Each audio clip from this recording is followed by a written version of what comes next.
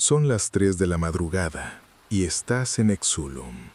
Has sintonizado esta frecuencia por una razón. Esta noche hablaremos de una grabación, un archivo de video que técnicamente no pudo grabarse porque el sistema que lo hizo estaba muerto, apagado, sin corriente. Los informes oficiales lo corroboran, pero el archivo existe, lo hemos visto. Y lo que contiene es sencillamente imposible. Ocurrió en un complejo administrativo de una ciudad mediana española a finales del otoño de 2018. Los nombres que escucharán han sido cambiados, pero los documentos, las transcripciones y la anomalía en sí son reales. El caso fue cerrado, archivado y silenciado con rapidez, pero durante la próxima hora, vamos a seguir el rastro de ese archivo imposible. Desde la primera incongruencia en un monitor hasta el último fotograma que nadie quiso explicar. Hasta llegar al punto en que el propio caso deja de tener sentido. Este es un expediente emitido en la radio para quienes no podemos dormir. Suscríbete para no perderte ningún expediente. Son las 3 de la madrugada. Has sintonizado esta frecuencia por una razón. Lo que voy a contarte esta noche no es una leyenda urbana, es un expediente técnico, una anomalía documentada en un informe de mantenimiento con número de referencia, firmado por profesionales escépticos. Sucedió en un edificio de oficinas en una ciudad de tamaño medio en el Levante español, durante el otoño de 2018. Los nombres, como siempre, serán otros. Pero los hechos, los registros de sistema y la sensación de vacío que dejaron, esos son reales. Todo comenzó con un apagón programado, algo rutinario. Cada noche a las 11, un reloj controlador cortaba la energía general del edificio Torre Blanca, un bloque de 7 plantas de cristal y hormigón que albergaba archivos municipales y oficinas de trámites. Solo quedaban activos los circuitos esenciales de la alarma y el servidor de las cámaras de seguridad, que disponía de 15 minutos de batería para apagarse de forma ordenada. A las 11:16, según su propio registro interno, el servidor ejecutó el comando de apagado seguro. Las 48 cámaras repartidas por pasillos, vestíbulos y sótanos dejaron de transmitir. Su última imagen fue un fotograma en negro, con la marca de tiempo congelada en las 23:16:04. A partir de ese segundo, el Torreblanca se convertía en una masa oscura e inerte. No había electricidad, no podía haber actividad, no podía haber grabación. La última persona en abandonar el edificio, aquel 17 de noviembre, fue Laura Medina, funcionaria administrativa, 32 años. En su declaración posterior, recogida de manera informal, detalló el protocolo de cierre: luces apagadas, puertas comprobadas, alarma perimetral activada. Salió a la calle y el portazo automático se cerró a sus espaldas con un clic metálico y definitivo. Todo estaba en orden. Todo, excepto una sensación menor, una nota a pie de página en su memoria a la que no dio importancia hasta mucho después.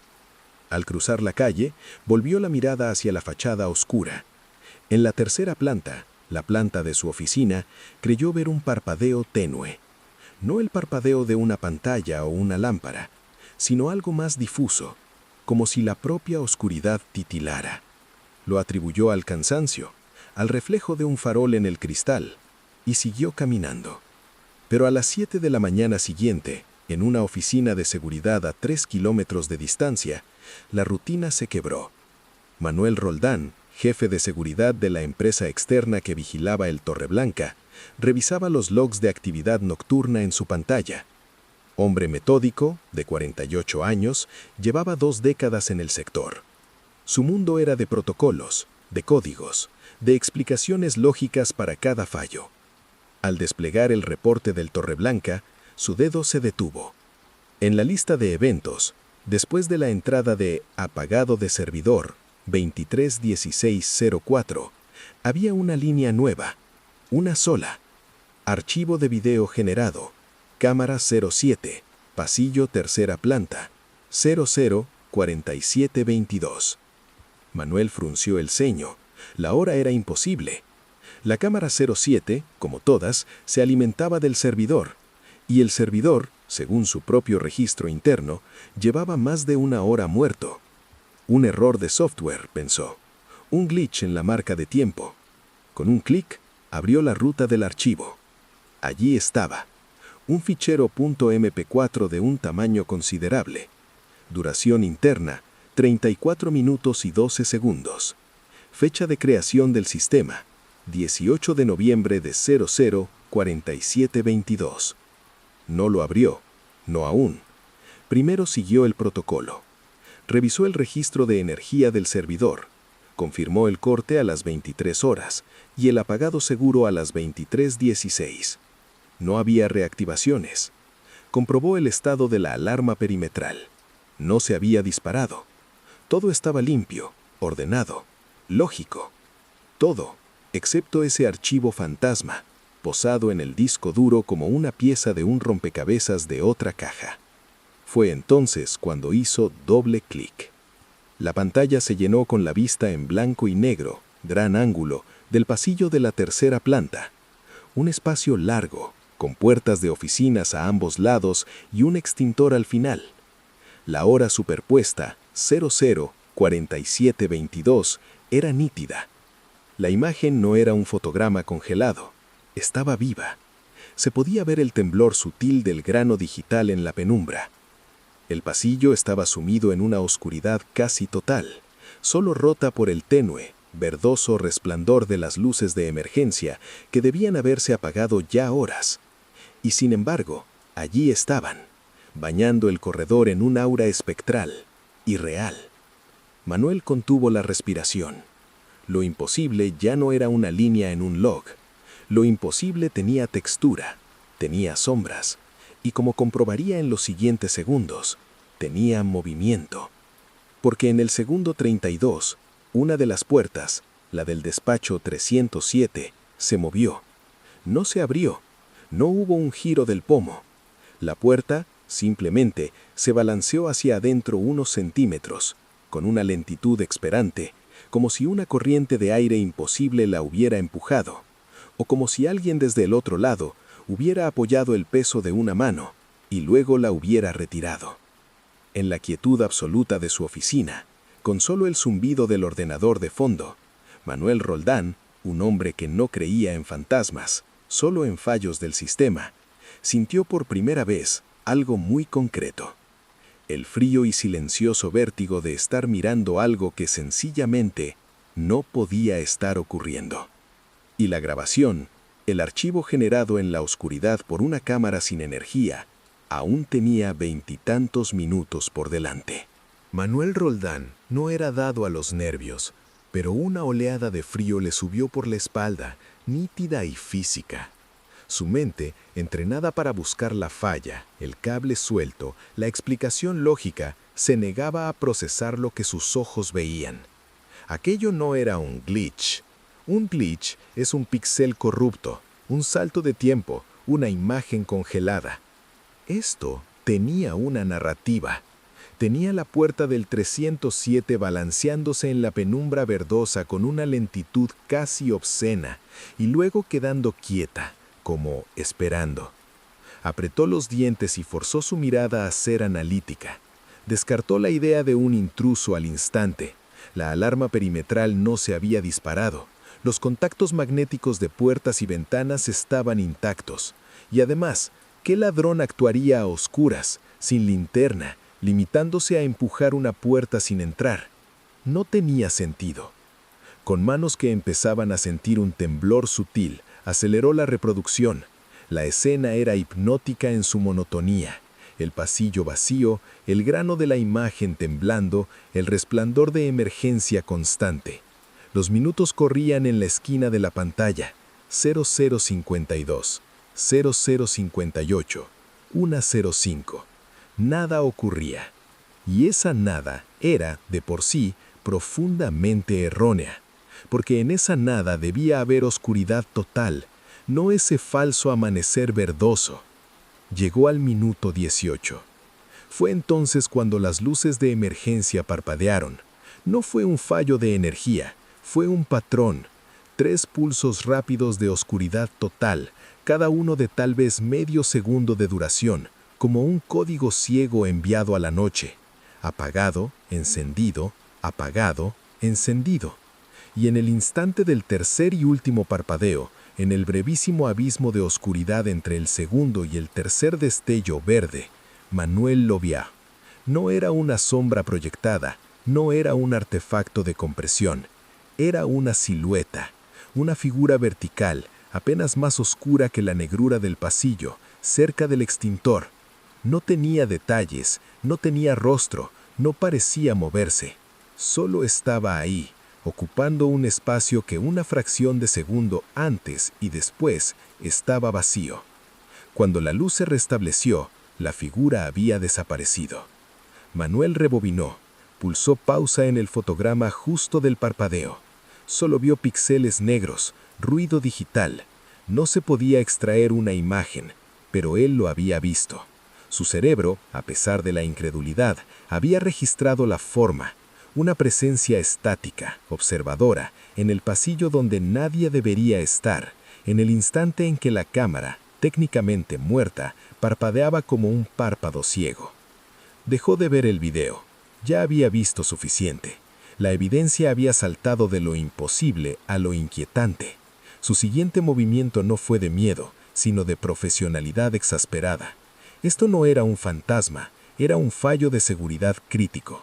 Algo o alguien había violado el perímetro, había burlado la alarma y de algún modo había permitido que una cámara grabara sin energía. Era una pesadilla logística. Guardó una copia local del archivo en un USB.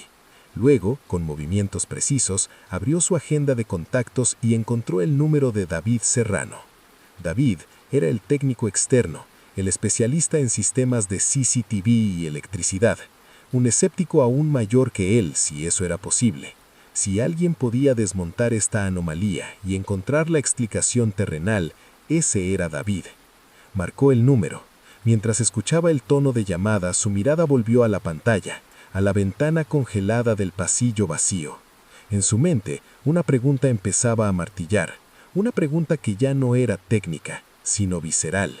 Si la cámara seguía grabando, ¿qué más había registrado que él no había visto aún?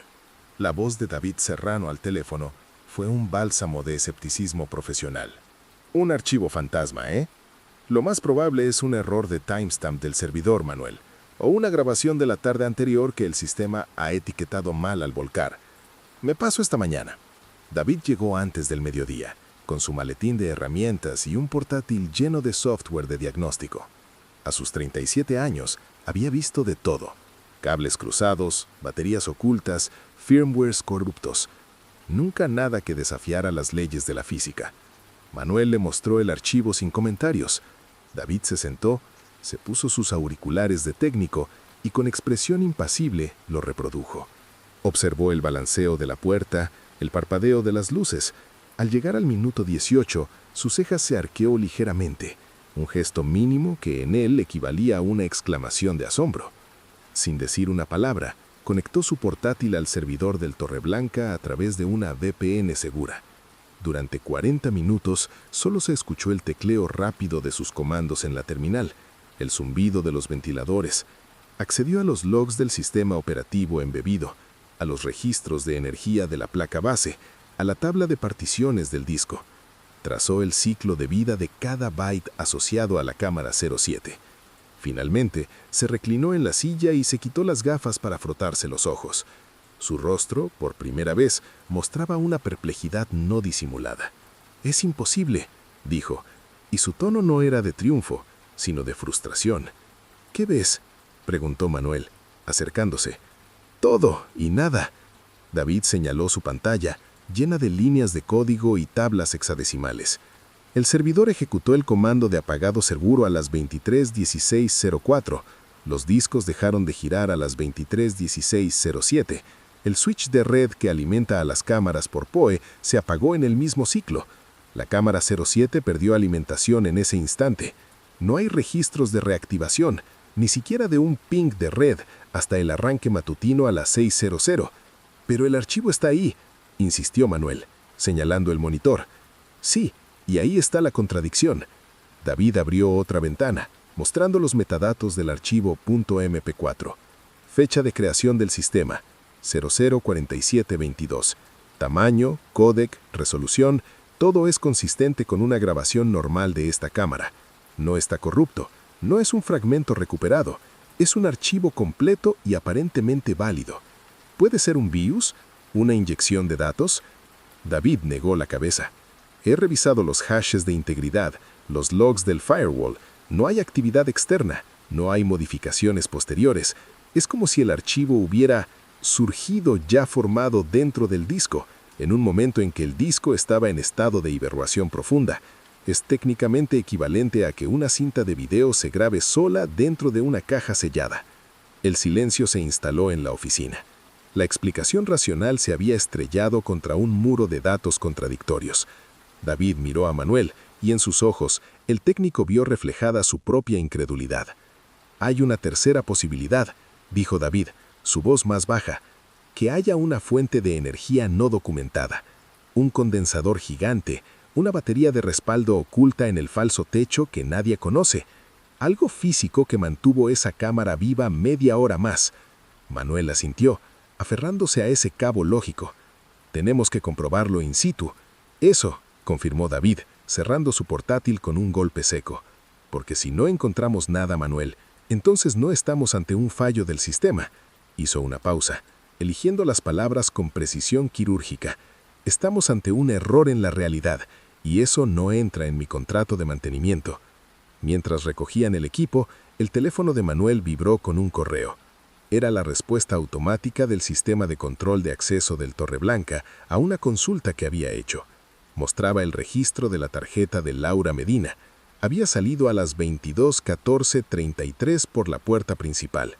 No había más entradas o salidas registradas esa noche para ningún empleado.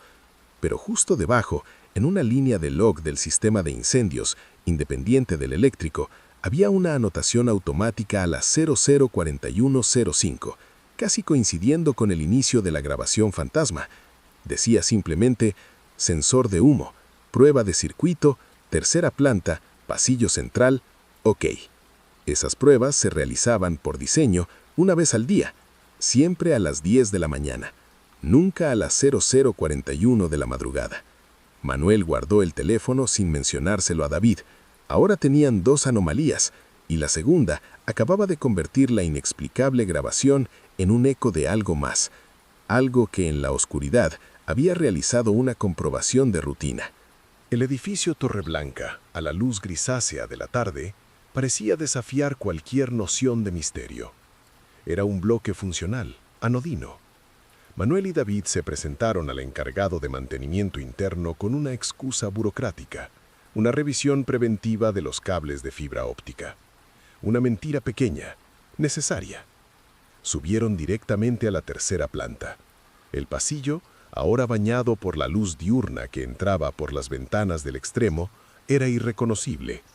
El mismo espacio que en la grabación parecía un corredor hacia algo inquietante, ahora solo era un lugar de trabajo polvoriento, con el olor a café rancio y limpiador de moquetas. David se dirigió al armario de comunicaciones con la determinación de un cirujano. Manuel, por su parte, se quedó en el centro del pasillo, en el punto donde la cámara 07 tenía su ángulo de visión. Miró hacia la puerta 307. Estaba cerrada. Se acercó. El pomo era frío. No había marcas, no había rasguños. Se agachó. El suelo, una moqueta gris industrial, no mostraba huellas, no tenía manchas. Todo estaba en un orden perfecto y desolador. Desde aquí, la anomalía parecía un sueño, un error digital sin correlato en el mundo físico. Pero Manuel recordaba con una claridad dolorosa el balanceo lento de esa misma puerta en la pantalla. No había corriente de aire en un edificio sellado.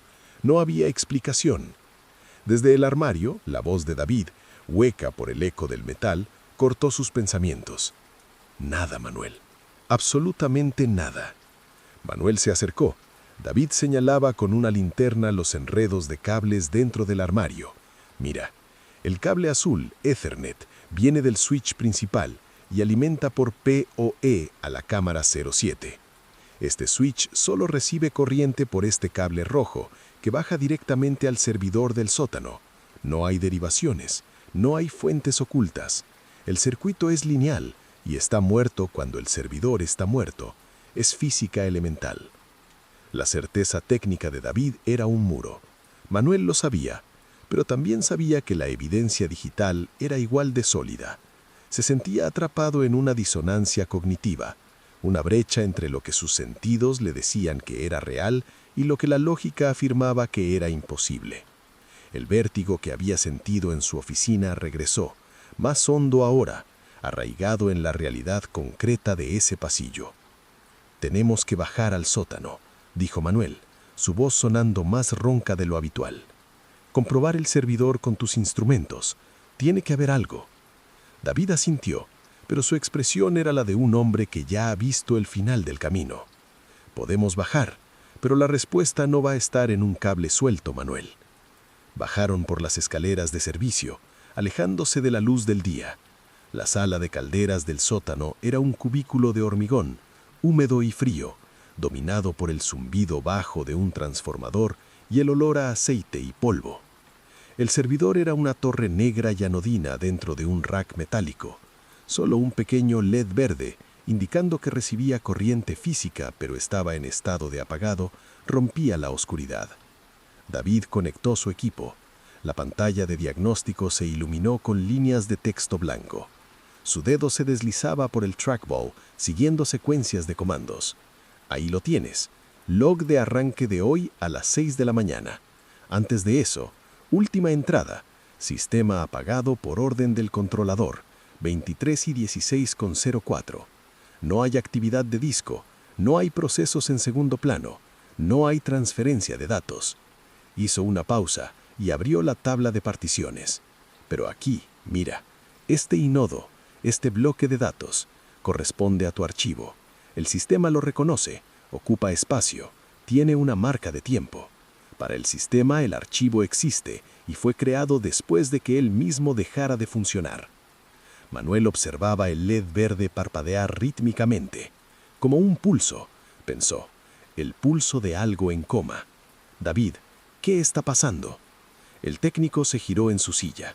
En el tenue resplandor de la pantalla, su rostro parecía esculpido en piedra. Te lo dije antes, o hay una explicación física que se nos escapa, y he revisado todo lo revisable, o ese archivo es un imposible, un dato que nació en el vacío. Se quitó las gafas, y hay una tercera cosa, Manuel, la peor. ¿Qué?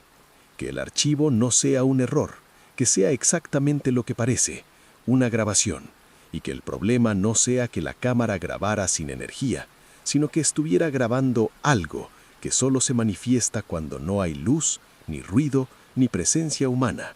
Algo que nuestro sistema, por pura casualidad, captó en el único momento en que podía hacerlo, en el instante liminal entre la energía y la nada. En ese momento, el móvil de Manuel vibró. Era un mensaje de Laura Medina, la funcionaria. Respondía a un mensaje suyo anterior, preguntando si recordaba algún detalle extraño de esa noche. Su respuesta era breve, y las dos últimas líneas hicieron que a Manuel se le helara la sangre. Solo que al llegar a la calle, casi seguro que fue un sueño, juraría que las luces de la tercera planta, las verdes, las de emergencia, se encendieron, un segundo, como si alguien dentro hubiera pulsado el botón de prueba. Pero eso es una tontería, ¿no? Porque no había nadie. David Serrano guardó silencio tras leer el mensaje de Laura en la pantalla del teléfono de Manuel. El dato encajaba demasiado bien. El parpadeo de las luces en el video, la prueba de circuito del sensor de humo a las 0:41. Y ahora esto, el testimonio de una persona desde fuera, viendo cómo las luces de emergencia realizaban su comprobación automática en mitad de la madrugada. Los sistemas autónomos del edificio estaban despertando, uno por uno, realizando sus rutinas cuando nadie, absolutamente nadie, podía estar allí para observarlas o para activarlas. Sin una palabra, David conectó su portátil al puerto de audio de alta fidelidad de su maletín. Abrió el archivo de video fantasma y extrajo, con un software especializado, la pista de audio cruda. Hasta ese momento todos se habían centrado en la imagen. El sonido era un murmullo plano, el zumbido de la nada, o eso parecía. «Vamos a escuchar lo que realmente hay aquí», dijo, y su voz sonó extrañamente formal en el frío sótano. Le pasó unos auriculares profesionales a Manuel. «Sube el volumen, olvida el video, solo escucha». Manuel se los puso. Los primeros segundos fueron el silencio profundo y envolvente de un espacio enorme y vacío, un silencio que tiene peso. Luego el oído entrenado comenzó a distinguir el rumor de fondo, el lejano retumbar del tráfico nocturno filtrado por el hormigón, el casi imperceptible gemido de la estructura del edificio al enfriarse, el sonido de un lugar deshabitado, hasta que llegó el minuto 23. Al principio Manuel pensó que era un defecto de la grabación, un chasquido aleatorio, pero no, era un patrón, un sonido seco, metálico, que se repetía en una secuencia irregular pero reconocible. Clic, clic, clic, clic, clic, clic. Una cadencia que le resultó vagamente familiar pero que no podía ubicar. Miró a David, que observaba su reacción con intensidad. David tomó el control del teclado. Aplicó una serie de filtros digitales, eliminando el zumbido de fondo, aislando las frecuencias medias. Lo que quedó, limpio y nítido en los auriculares de Manuel, le detuvo el corazón. No eran pasos, no era un crujido. Era sin lugar a dudas el sonido de un teclado de ordenador. No uno moderno y silencioso, sino uno antiguo, de los mecánicos, de los que hacían un ruido satisfactorio y claro con cada pulsación. Alguien estaba tecleando, rápido, competente. Una ráfaga, luego una pausa, como revisando lo escrito, luego otra ráfaga. Era el sonido del trabajo de oficina. Manuel se quitó los auriculares como si le quemaran. Eso es imposible. «Escucha el resto», insistió David, su voz grave. Rebobinó unos segundos.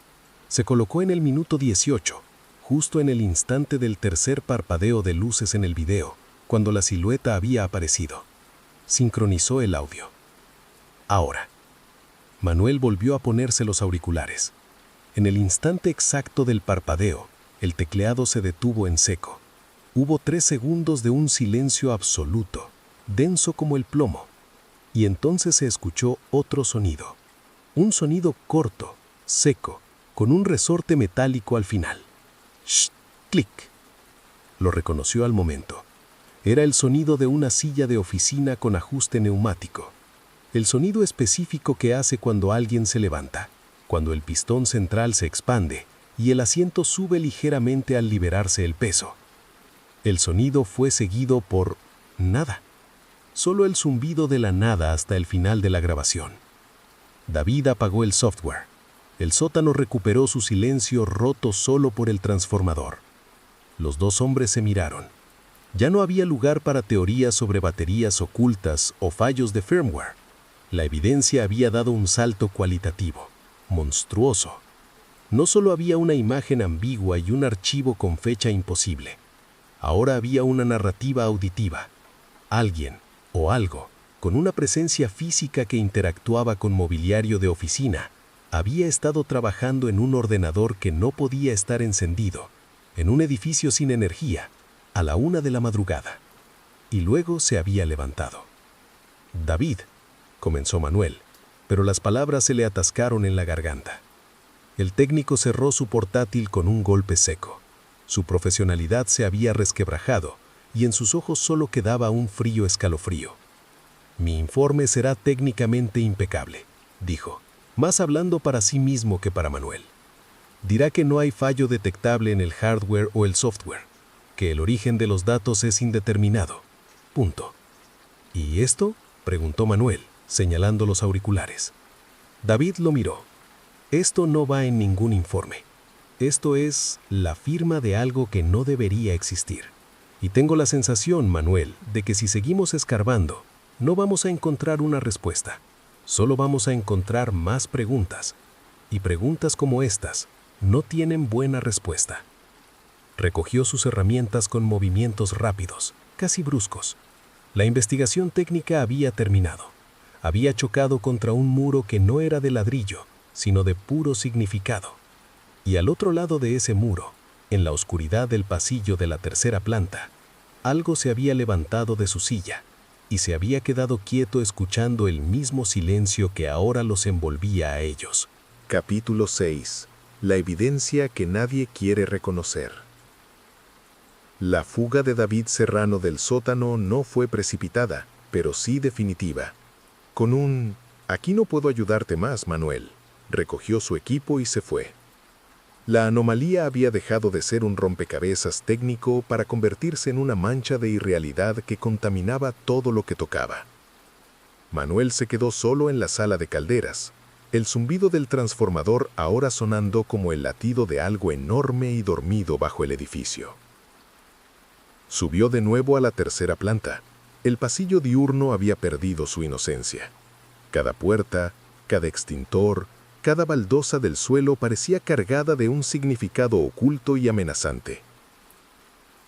Se detuvo frente a la puerta 307.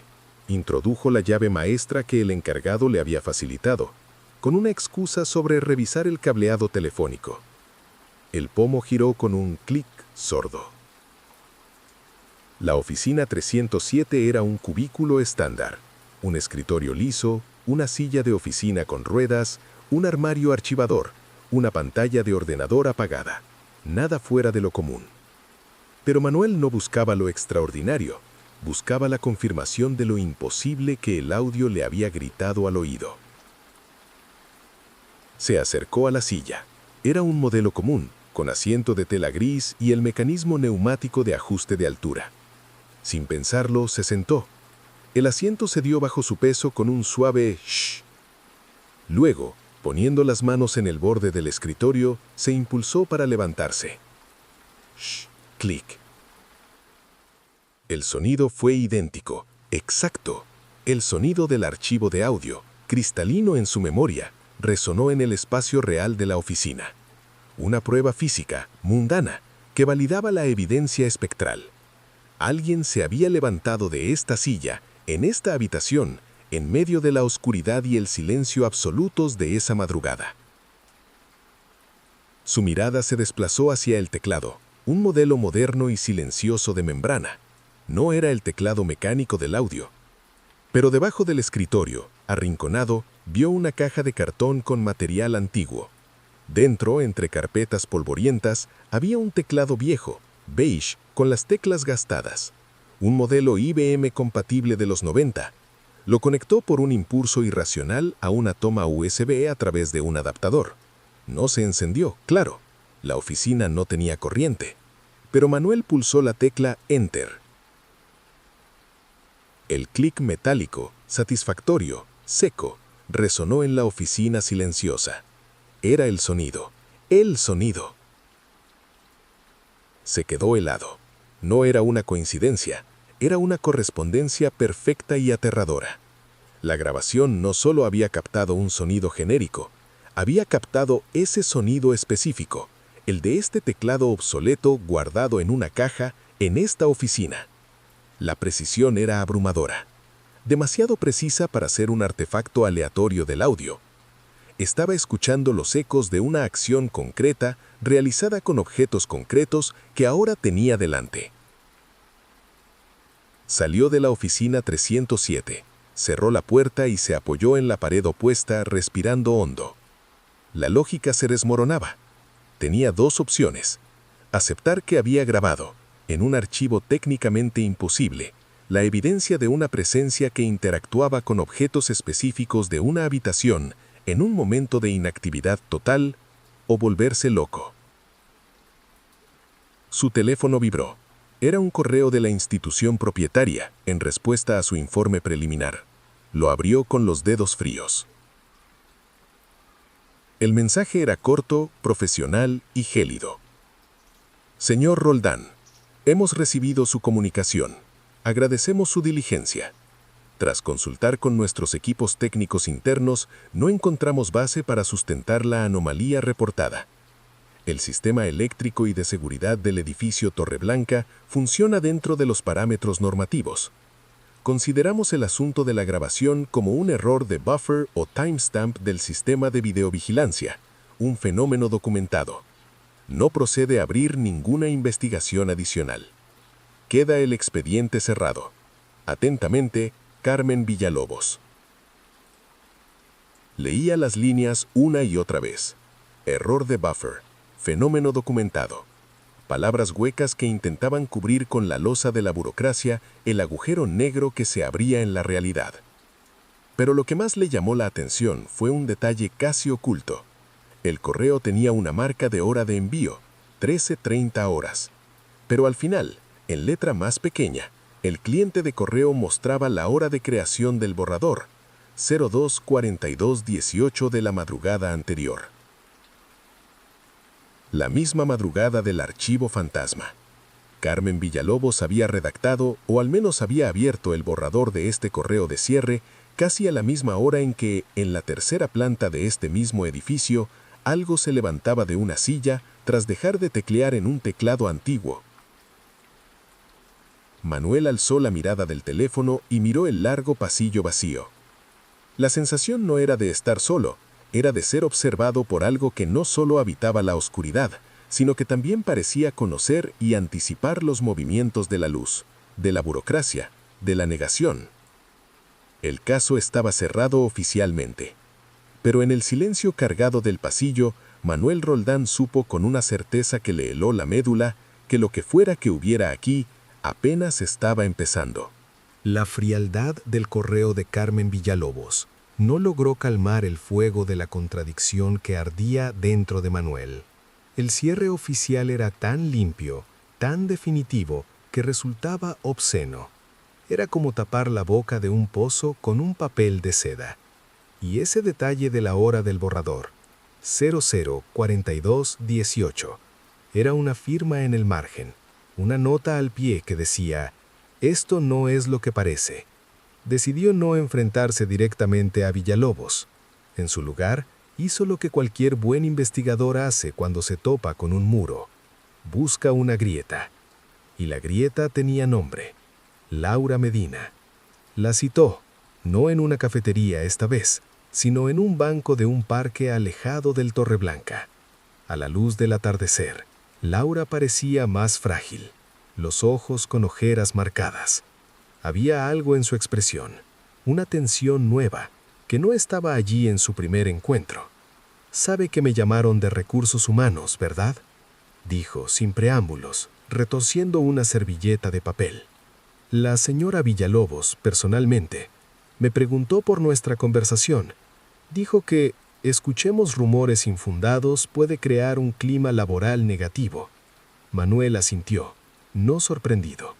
La presión institucional ya había comenzado a actuar, a sellar las filtraciones humanas. ¿Qué más le dijo? Laura bajó la voz. Me pidió, amablemente, que si recordaba algo más de esa noche, se lo comunicara a ella directamente. Que no hablara con externos. Miró a Manuel. Usted es el externo. Lo soy, admitió él. Pero el archivo existe, Laura, y hay sonidos.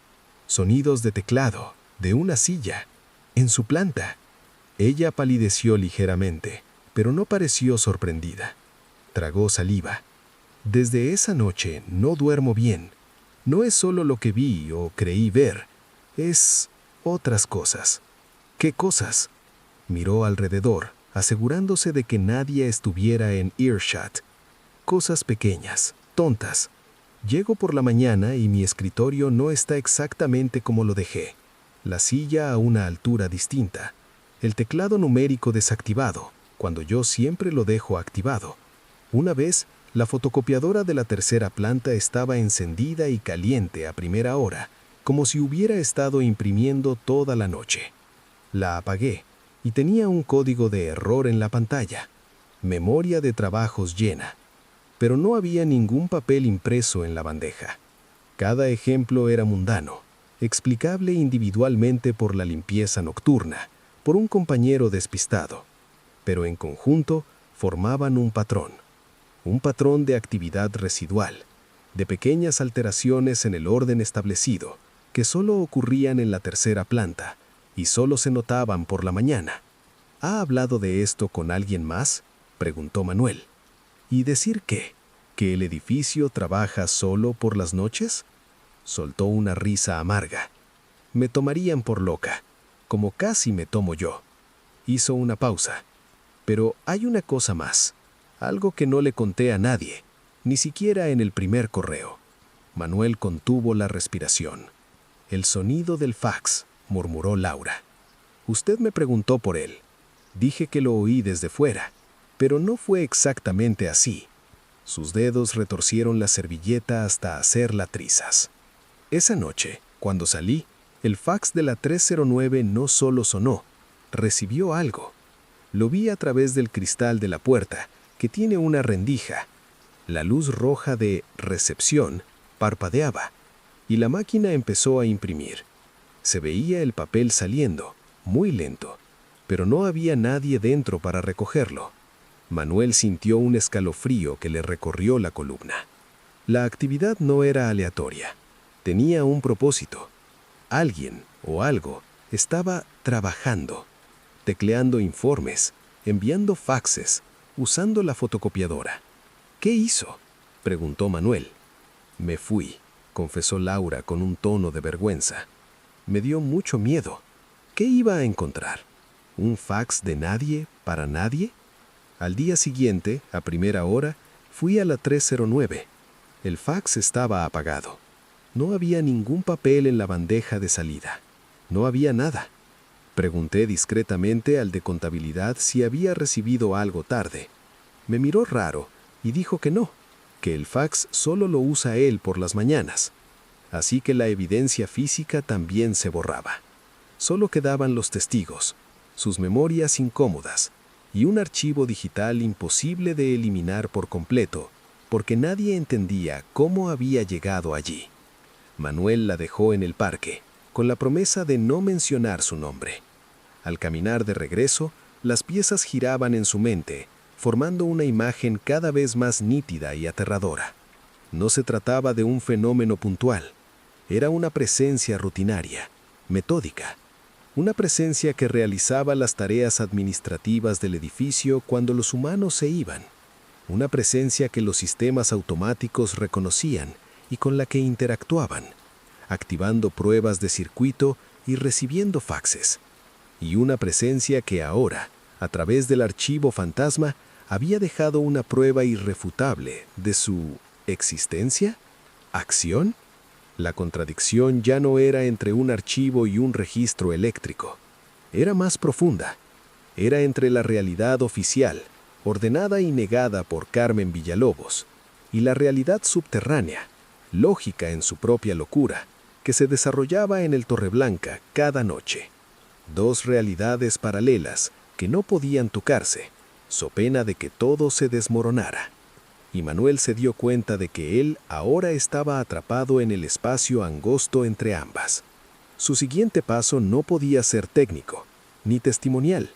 Tenía que ser administrativo. Tenía que enfrentar la otra cara de la moneda, la señora Villalobos. Y tenía que hacerlo con la única arma que le quedaba, la evidencia que ella misma había intentado borrar con un correo escrito en mitad de la noche. La reunión con Carmen Villalobos fue en su despacho, un cubículo de 10ª planta con vistas a la ciudad, no al Torreblanca. Ella era una mujer de facciones severas, traje impecable y una sonrisa que no llegaba a los ojos.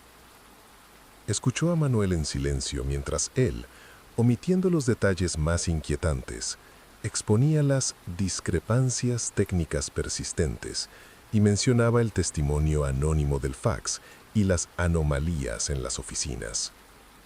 Cuando terminó, ella entrelazó las manos sobre el escritorio. Señor Roldán, le agradezco su tenacidad, pero debo ser clara. El expediente está cerrado. Nuestros sistemas son normativos. Lo que usted describe son anécdotas y permítame decirlo, fallos de percepción de personal sometido a estrés laboral. Su tono era el de quien repite un mantra. Manuel no se inmutó. Sacó de su carpeta una sola hoja.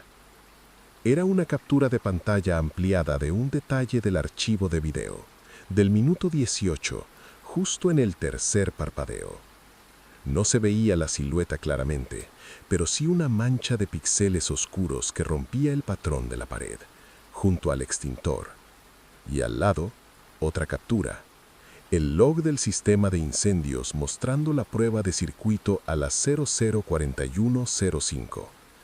Las puso sobre el escritorio. Anécdotas no generan timestamps, señora Villalobos, ni activan pruebas automáticas a las 12:41 de la madrugada. La sonrisa profesional de la mujer se desvaneció.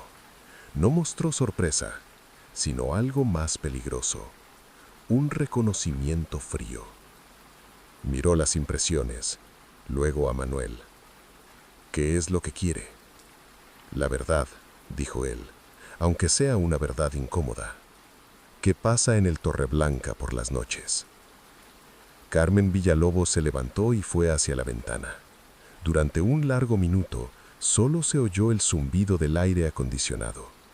Cuando habló, su voz había cambiado. Ya no era la burócrata, era la custodio de un secreto pesado.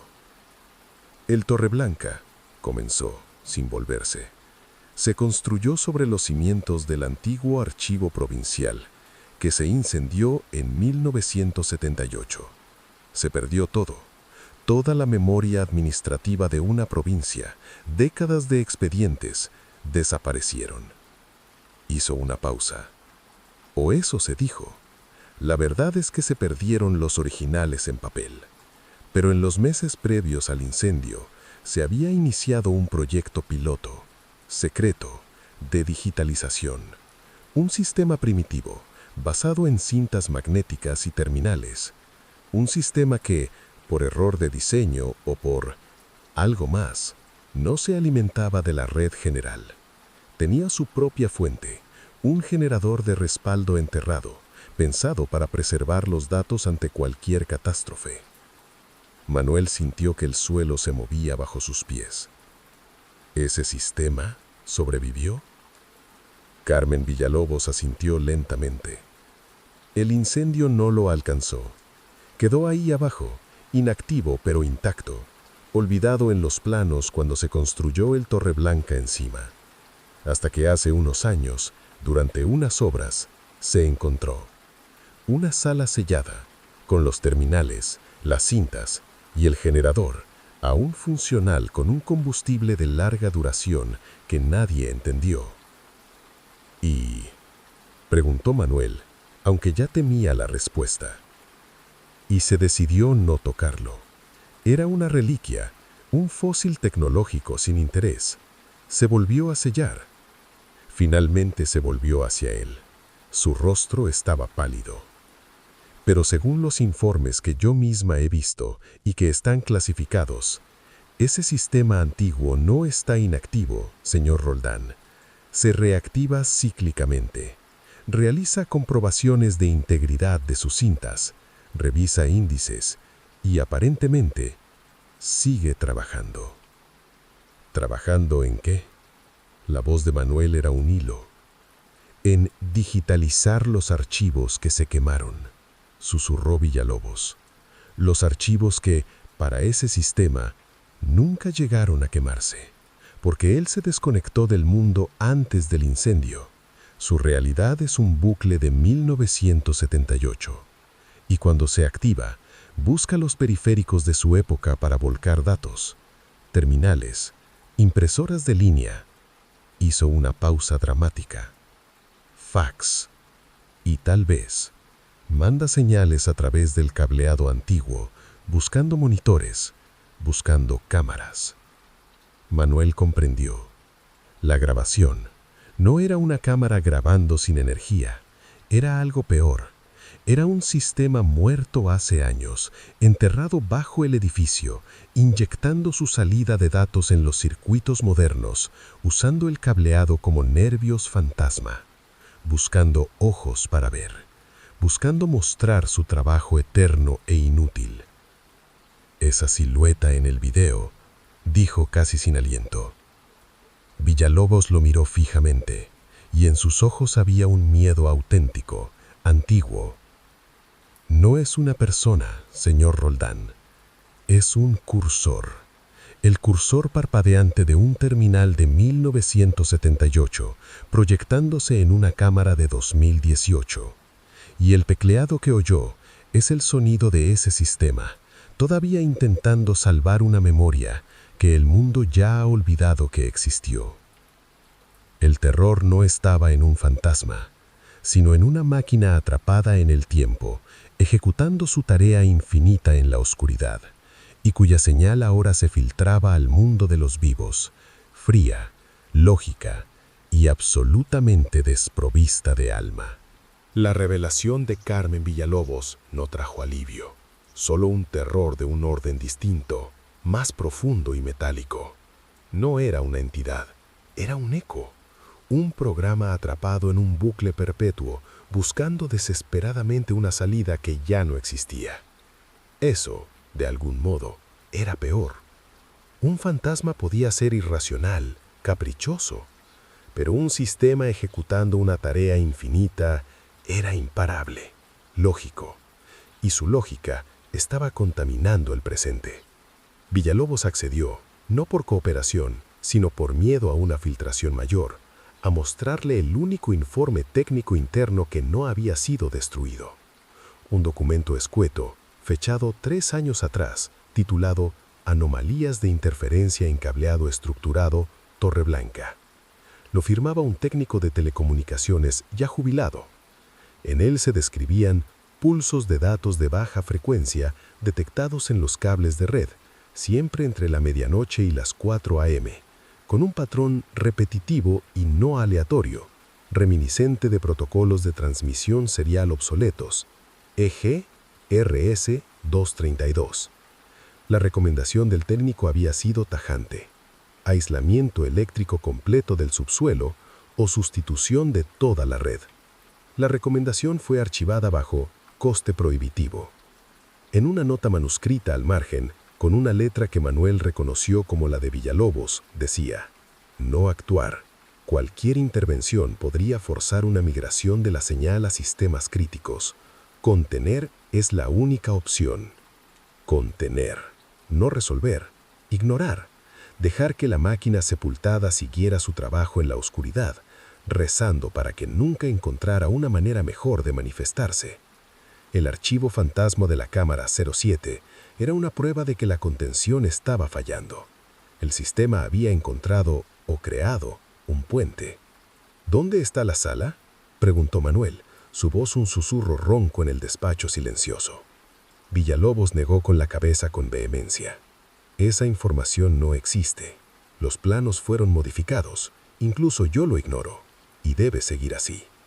Le tendió una memoria USB. Aquí está todo lo que hay: el informe técnico, los logs de actividad que hemos podido aislar y una copia de su archivo de video. Es todo. Tómelo y aléjese de esto. Manuel cogió la memoria. Era fría y pesada en su mano. ¿Y si sigue avanzando? ¿Si encuentra más cámaras o algo peor? La mujer lo miró y por un instante su máscara de control se quebró por completo. En sus ojos había un pánico puro, infantil.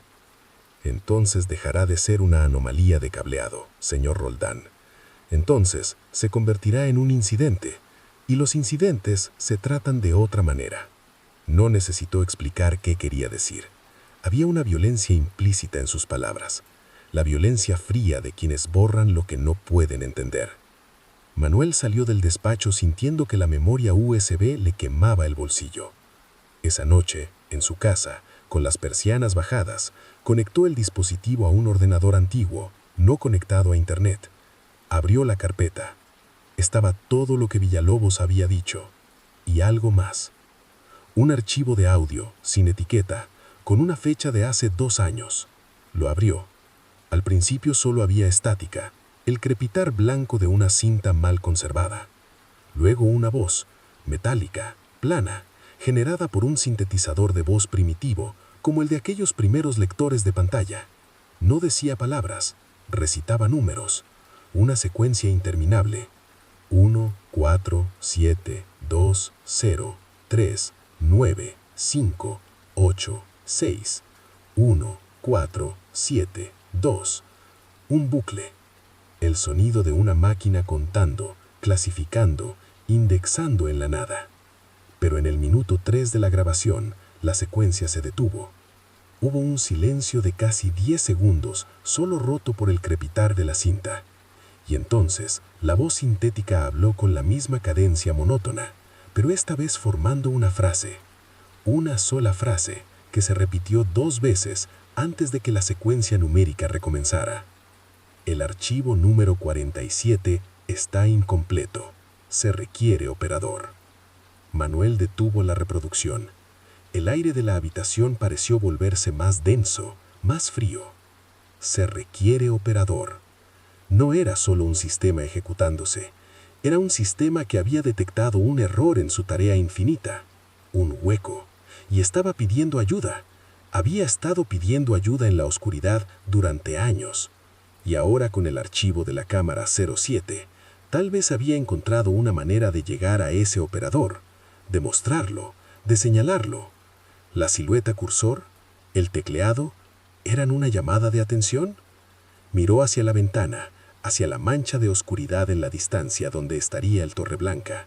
No se sentía como un investigador ahora, se sentía como un hombre al que, desde las profundidades de la tierra, algo había llamado por su nombre, o peor aún, lo había numerado, y en su base de datos eterna, bajo el rótulo de operador disponible, tal vez ya había un nuevo registro, uno con su firma en un informe, su voz en una grabación, su presencia repetida en los logs del sistema de seguridad. El archivo no había sido un error, había sido una invitación. Y él, sin saberlo, acababa de confirmar su asistencia. El expediente, como les decía al inicio, está cerrado. Oficialmente, el archivo de la cámara 07 del edificio Torreblanca fue un error de buffer, un glitch. La señora Carmen Villalobos emitió un comunicado interno afirmando que se habían revisado todos los sistemas y se había implementado un nuevo protocolo de apagado que evitaba dichas anomalías.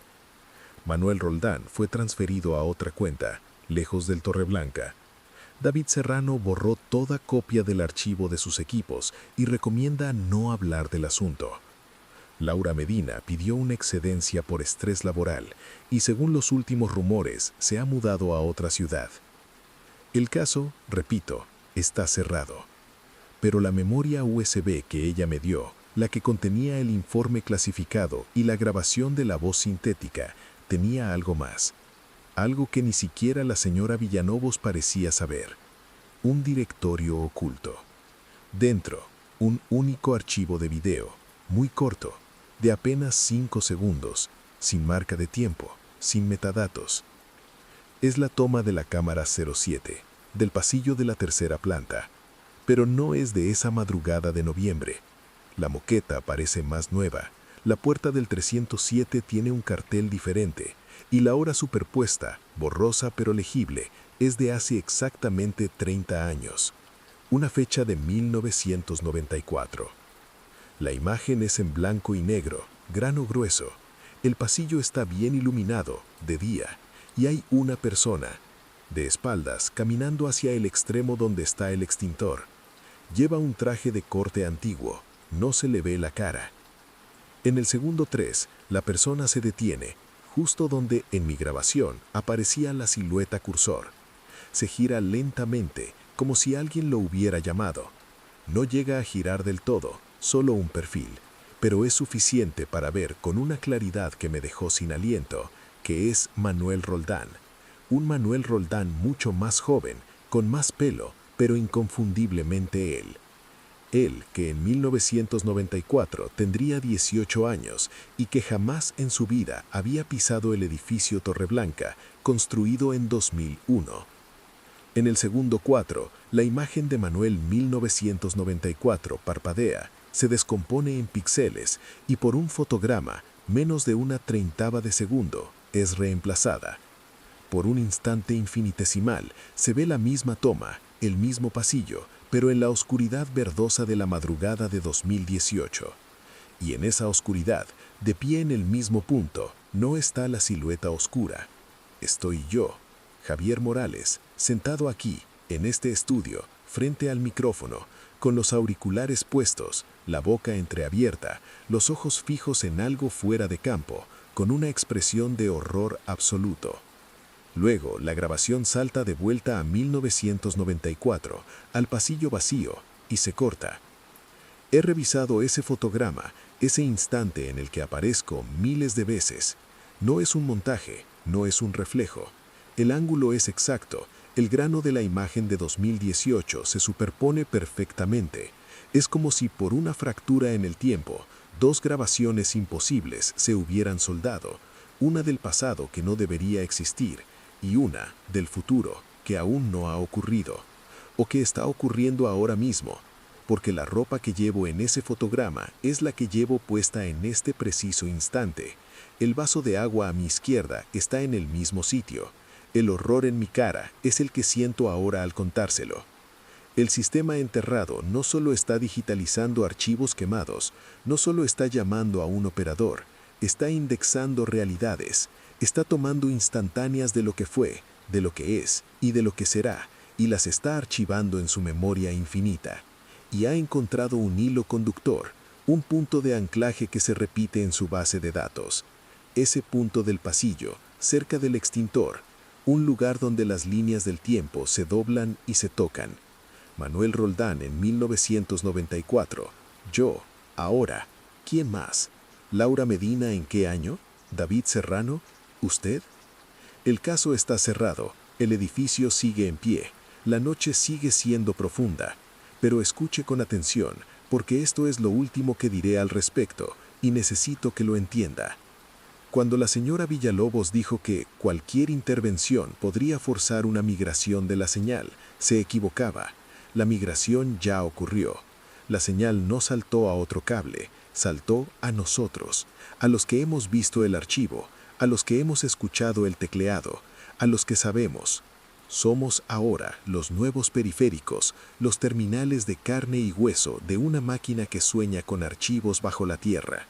Y ella, en su búsqueda eterna del operador, ha empezado a grabar nuestras vidas, a indexar nuestros momentos, a buscar en nuestra propia línea temporal el punto de entrada para completar su tarea. Así que cuando apague la radio y se quede a solas con su insomnio y mire hacia la oscuridad de su pasillo, recuerde esta historia y sepa que en algún lugar entre el silencio y el sueño, entre un latido y el siguiente, hay una probabilidad minúscula, terrible y creciente, de que por un fotograma, por un instante que su mente atribuirá a la imaginación, una cámara que no existe lo esté grabando a usted. Son las 3 de la madrugada. Esto ha sido una historia emitida en la radio para quienes no podemos dormir. Buenas noches. Y así, queridos oyentes, llegamos al final de esta emisión.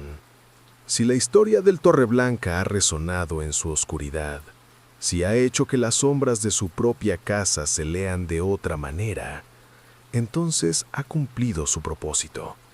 Este espacio existe para eso, para recordarnos que el mundo tiene grietas y que a veces, desde ellas, algo nos observa. Aquí, en Exulum, seguiremos buscando en los archivos olvidados, en los casos cerrados a prisas, en las frecuencias donde solo se escucha estática. Hay más historias esperando, más ecos en la noche. Para ustedes que nos acompañan en esta vigilia, nuestro más profundo agradecimiento. Y nuestro aviso: cuiden lo que graban sus cámaras. Y sobre todo, cuiden lo que sus cámaras podrían estar grabando sin que nadie lo haya ordenado. Hasta la próxima madrugada. Buenas noches.